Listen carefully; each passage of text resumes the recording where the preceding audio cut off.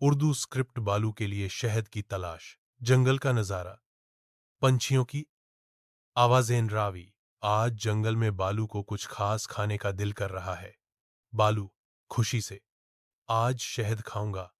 आ मजेदार शहद। मुगली हैरान होता है। मुगली, लेकिन बालू? मक्खियां काटती हैं। बालू हंसते हुए, शहद के लिए थोड़ा खतरा तो लेना पड़ेगा मुगली। बालू शहद के छत्ते का जब वह पास जाता है, मक्खियां पीछे हट जाती हैं।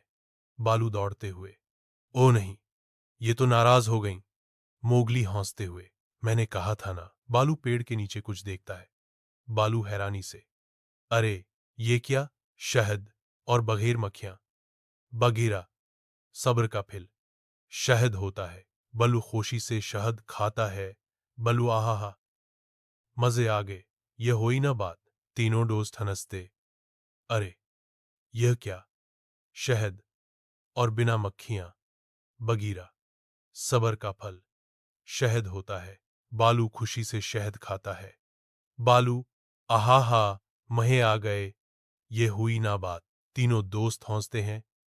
पस मंजर में मौसीकी, रावी, और यूं बेलू ने शहद पाया और सब ने मलकर मजा उठाया।